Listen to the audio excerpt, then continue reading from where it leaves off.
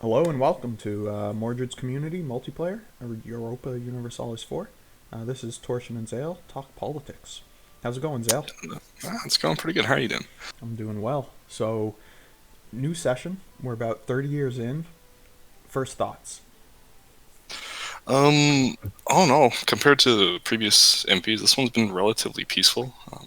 As far as I'm aware, there was only two real player wars. And the only one I know really any details about was the Delhi versus Mewar conflict. So that's kind of interesting for this community. Usually, there's a lot of player wars early on. Though it was only first session, so yeah, we'll see next time. Yeah, the Delhi play was a risky one. Mewar, Bengal, and Vijay had come together and made an agreement, Delhi being the odd man out in India. Strong player in Panda started as Sirhind, took out Delhi, and quickly attacked Mewar after rushing Tech 4. So he had a tech advantage over Bengal and Vijay and was able to effectively remove Mewar from India in a single war and essentially replace Mewar in the alliance bloc. Do you think that the three of them can work things out, figure out how to divide India and work together, or is there potential tension there with the way that Delhi inserted itself? Do I think that they can work together? Yes. Do I think that they will? I don't think so. I think India is big enough with this particular set. I think India is big enough for two players. With a potentially friendly Malacca there, I don't think there's much reason um, for more than two, unless they want to be nice. But like Delhi kind of has to make a choice at a certain point if he wants to, absorb one of the other players there, or both of them, or if he wants to kind of go in towards you and the Ottomans and me and the Mamluks. And Delhi was able to take advantage of not only the Mewar opportunity, but also Timurids had a rough start with their ruler dying in January of 1450 or 1445. So just 2 months into the game, had issues, swapped to Khorasan. Do you think Delhi's going to continue pushing into the rich Persia node, or are they going to look to consolidate towards Gujarat? I think he's going to take out the Lahore node. I don't think he's going to push into Persia. Um, that'd be a lot of harm and kind of stepping on other people's toes. I don't think he would want to do. He might, but I think long term, it's better. It'd be better gains for him to go kind of consolidate more of India rather than letting one of his regional rivals kind of take over. And if we zoom out a little bit here and shift a little bit further east, we have Malacca, Ashikaga, Korea, and the Kempchandals. Any thoughts on where the power in Asia is going to rest this season? Obviously, Malacca had a wonderful, wonderful session. So I think just from looking at the map and the amount of expansion and kind of the way their ecos are shaken out, I think that we're going to see a very strong Malacca and a very strong Ashikaga. Kamchandals, as everyone knows, is planning to go to the New World. They already kind of started with the colonies there. And then Korea, very unfortunately, in my opinion, kind of lost out on some early expansion to looks like Ming.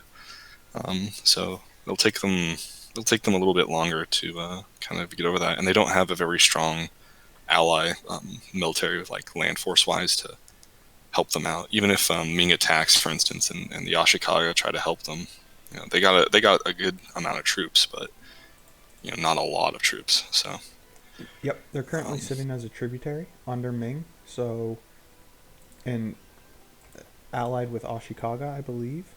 So Ashikaga's army, nothing to sneeze at. He should be able to consolidate the northern Manchurian hordes relatively easily, and then consider shifting yes, towards the, Ming. the issue, the primary issue there The primary issue there is that there's no one in the region that's really destabilizing Ming, which means that as time goes on, Ming is only getting stronger. I think this is the only the only session with these group of multiplayer like cats that we're playing with that Ming has ended a session with a positive I forget what mandate growth. So, and that doesn't look like it's changing. So Korea probably could and very well should take all the Jurchen tribes out and Nivka and stuff. But Ming's only going to get stronger, and it's going to take them, a lot more effort. I guess is what I'm saying. A lot more energy and resources to take out Ming than would normally be seen. And now we'll pivot back to the Middle East, touch base on Ethiopia, Mamelukes, Khorasan, Ottomans. Obviously, myself being the Ottomans, you being Mamelukes, we're heavily involved in this area. Oh, Georgia as well, can't forget that. And don't forget Kilwa. Kilwa has chosen not to continue. Oh, interesting. Okay. Yep.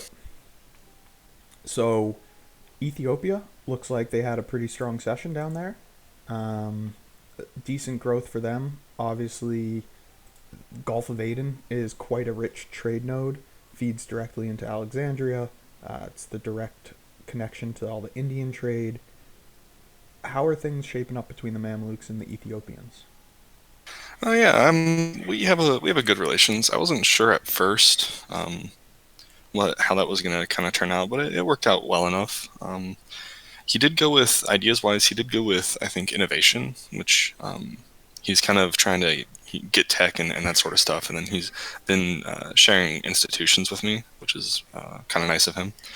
But I probably would have gone with economic for that dev cost reduction.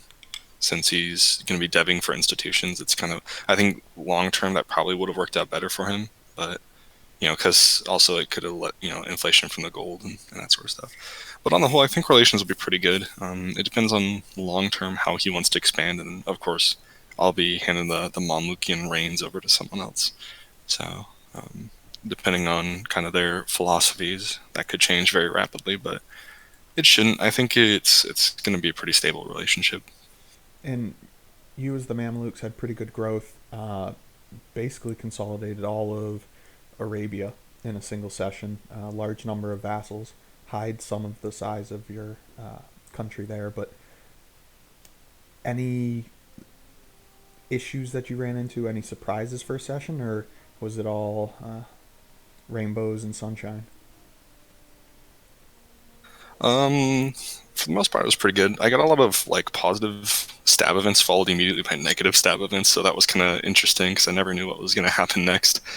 Um, but for the most part, it's been pretty good. The biggest surprise that I got was probably Naples going into Tunis, because I was fully expecting with deals and Diplo I'd done, and I probably should have talked more with Naples, so that's my bad. But I was fully expecting Castile to be there, and the idea was that I would only take like North Sahara, sorry, and Jerba, and kind of leave the rest to Castile or whatever. So I'm gonna think that's gonna be very interesting to watch in the coming times if Castile and Naples have already made it some sort of deal, or perhaps Naples is setting foot where they shouldn't be setting foot. It is interesting. Castile had an extremely quiet session. Um, was not able to get the Iberian wedding to fire. Doesn't look like they're lined up for it now either. Um, Zero expansion, as far as I can see. Um, Went quantity ideas, so definitely not going colonial right off the bat. It'll be interesting to see what they choose to do next. Um, Naples grew pretty quickly. Our Castile player is quite experienced in Jamie, so if he wants to exert his will, he probably could, but Naples may rival Castile here if the Iberian wedding doesn't fire. Yeah, I think part of that is Jamie is being smart, because we all know how everyone feels about Jamie getting powerful and stuff. A lot of people kind of love to jump on board the gank Jamie train, myself included. It's a fun train to be on sometimes. um, Joking Fantastic train. aside, though, it's I think he's biding his time a little bit, not expanding so much, so he doesn't seem he doesn't get a player coalition, that sort of thing. And also, I think he's planning to do more European expansion, which you don't usually see in a Castile. I could be very far off, but he might be wanting to see how the alliances kind of shake out when player wars do start to pop off, because it's a mess of alliances right now. There's a lot of different potential rivals in Europe and potential allies and all that sort of stuff. Yeah, if we take a look at the web, I guess if you want to call it that, we've got France allied with England and Portugal, Castile allied to Portugal, England allied with France and Sweden, Burgundy with Sweden, Cologne and Switzerland, the Swiss allied with Milan and Burgundy, Austria allied with Brandenburg, Naples, and Sweden and Milan. It is a tangled web. It'll be interesting to see. And one thing we haven't seen recently, the France Burgundy dynamic changed quite a bit with 1-3. Burgundy now has a formable tag they can go into. Do you expect tension between these two, or do you think they can figure out a way to coexist symbiotically? The lack of any sort of player war there thus far leads me to believe that there's probably a good chance that they're going to be coexisting. I don't know how close France and England are, and I don't know how much it would matter. But if a Netherlands, Burgundy into Netherlands, for instance, I think is a possibility. Um, England had a so sneaky quiet session, consolidated all of Ireland, has the Scottish vassal going quality ideas, I believe, um, as a decent ruler. Looks like they're well positioned to make a run this session. yeah, and I think similar to Castile, we might see an England that's going more into like a continental Europe thing instead of a overseas. Or at least focusing first on continental. Obviously, as you're pointing out right now, they got a couple of opiums that they annexed, I guess, in North Germany there. So that's going to be very interesting, sort of see how that pans out. Yeah, Bremen's actually a COT in the Lubeck trade node. It's an extremely valuable province. Farmlands, 16 dev, center of trade, so quite a nice pickup by Klemp over here in England. It'll be interesting to see how Yeah, Sweden and Brandenburg respond, as Lubeck tends to be their primary source of income for trade. yeah, and you see a lot of those smaller HRE nations kind of getting the squeeze put on them. Brandenburg, I think, is doing the best, but even then, he's got Poland kind of to his east. He's got Austria, Bohemia to his south, Sweden to his north, and now not only Cologne to his west, but also now England. He's kind of getting stuck in there. Cologne doesn't have really any expansion either. If you kind of look at his situation, he's all sort of tucked in on all sides. Yeah, Switzerland, good luck. That's all I have to say there, man. Uh, I mean, he Austria hasn't sold him any of the land like Sungao or any of that, so that's going to be interesting to see how the Swiss sort of play out their hand. I love the Swiss ideas in 130. Oh, they're Fantastic so good. country. I'm looking forward to seeing what Risi can do over there. He does have a chance to break into the Bavaria area. It's in the Vienne trade node. It's incredibly easy to develop land, a lot of farmland in here, some good trade goods with cloth, a decent amount of grain, which actually is pretty good for soldier households now, and then a little bit of paper and some salt. Um, if he can secure that Bavaria area, I think he's got a shot. Yeah, it's gonna be really interesting watching that particular area.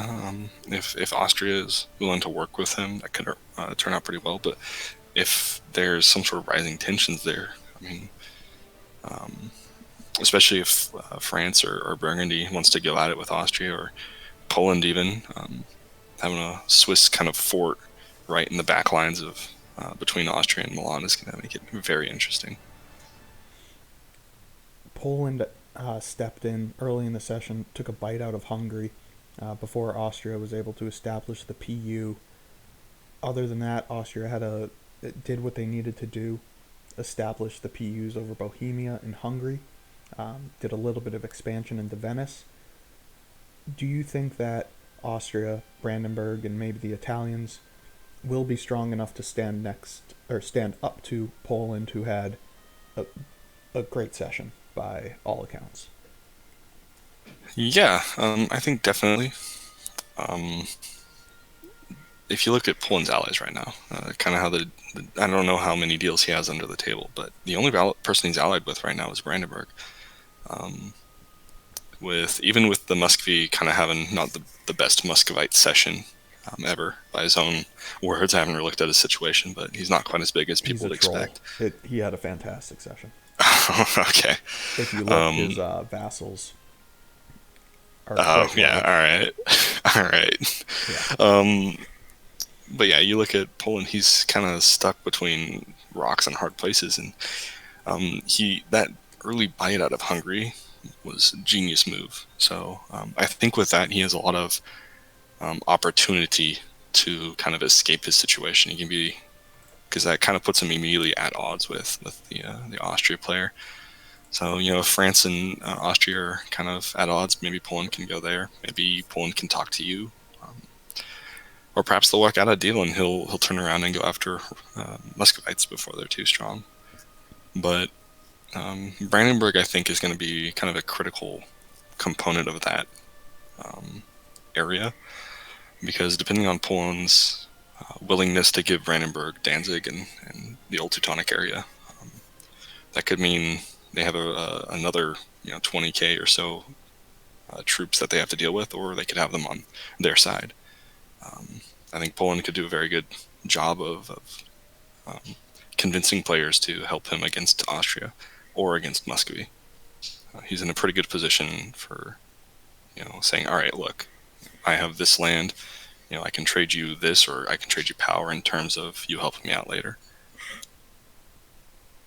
and then as we shift a little bit north, we've got Gabs here. It seems like he struggled a little bit during the Independence War. Has established a few vassals in Holstein and Estonia. Is getting his feet under him. Looks like his truce with Denmark. He just did a second war. Maybe he'll go for Norway in the next war if he's able to get the transfer subject age bonus. Any thoughts on Sweden's chances when confronted with a relatively powerful Muscovy and Poland?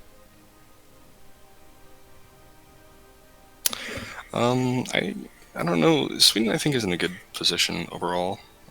He doesn't have much expansion, but he does have a lot of great allies. Um, so I think it really kind of depends on what he wants to do going forth from here. But I think a rough session can turn out to a pretty strong next session. Like, for instance, as mentioned before, if Poland and Brandenburg work out a deal, um, maybe Sweden can convince Austria to let him kind of come into the HRE in that region. Um, maybe Poland talks with Sweden, and they can kind of against the Muscovites, or perhaps Muscovy and Sweden, share a chunk out of Poland. I think that's probably the most likely scenario there. Oh, Gabs. If you're watching this, Gabs, our Sweden player, you have too many player allies. You are allied to two great powers and two non-great powers. Great powers count as two player allies, and you may only have 4 player allies total. So you are currently at 6. So you got to either drop one of your GPs or drop both your miners. Yeah. Tisk tisk. Man, that's. But yeah, I think it's going to be very interesting to see kind of how second session shakes out.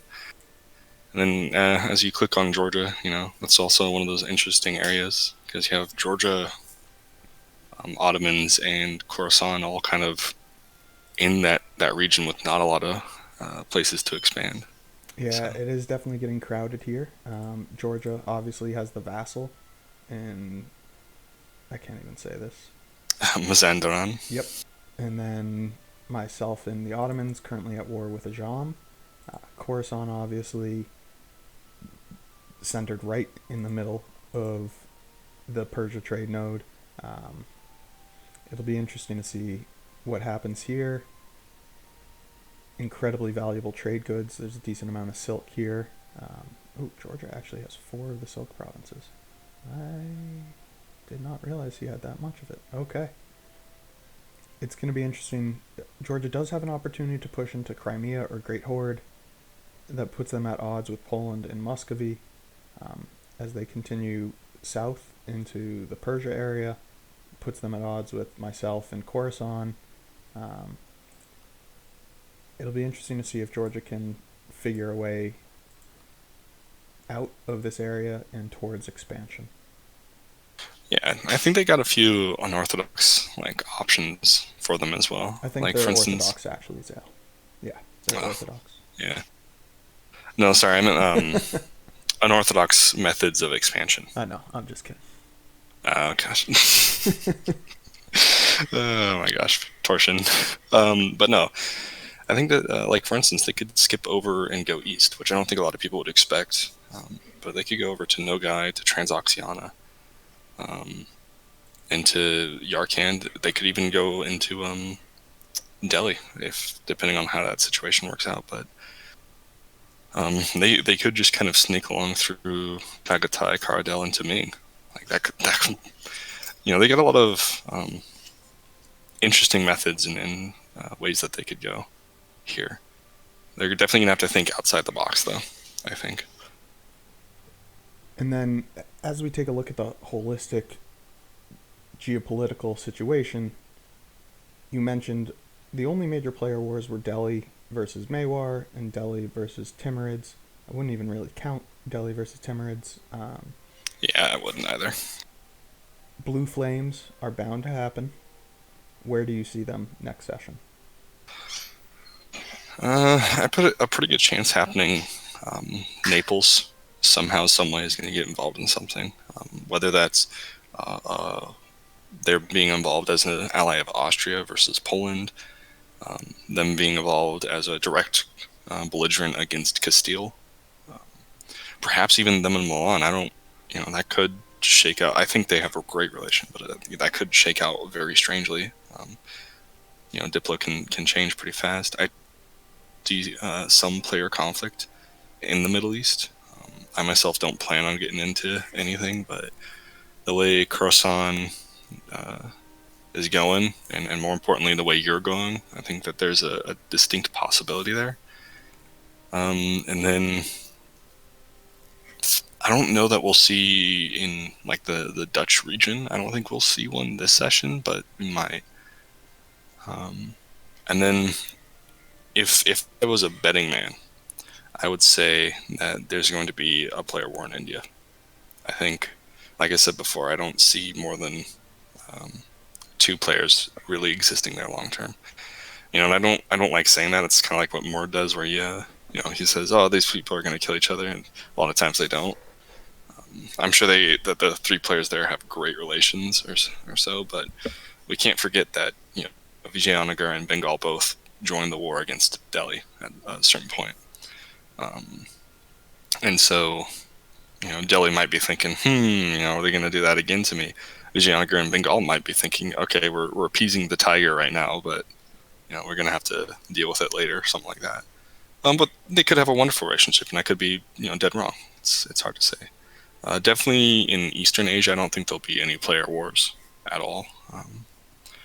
Korea, Ashikaga, and Kamchandals are just going to be allied for the eternity, as far as I can tell. You might see Malacca and Ashikaga butting heads, but I doubt that. Has Malacca chosen an idea? They don't have the ability yet. Okay. But notably, Ashikaga took exploration, and if Kamchandals are going into the New World, Ashikaga might go into Philippines and stuff. Yeah, our current colonizers are Portugal, Ashikaga, Kamchandals. So we definitely are going to see some tension in the New World. I don't think we'll see it until maybe 1550 at the earliest, but Portugal actually had a strong session. They've established a colony in the Caribbean. They took a chunk out of the Ivory Coast trade node. They did everything right. Took some land off Morocco. You might have missed it, but they also took even further along the Ivory Coast. So they have the appearance that they're going to be going more through Africa, or at the very least, they're going to be kind of splitting ends there. And I heard a rumor that Mr. France might be going to to Africa, but I could be wrong. They didn't take that, so that might just be misinformation. You never know. That would be interesting. It is dangerous for France to go colonial, just because they typically have to worry about both a powerful Spain or Iberian bloc as well as a powerful HRE, but maybe they feel strongly about their diplomatic ties. It could be. And that's if they have a good relation with Castile and with Burgundy, which is very unusual. But if they have that, then Burgundy's in the way of the HRE. He doesn't need to worry so much about that. And if him and Castile have good friendly relation, he doesn't have to worry there. So it'll be interesting to see how that shakes out. Definitely something to watch. Well, appreciate you taking the time speaking with us, and best of luck on Saturday. Yeah, you too, man.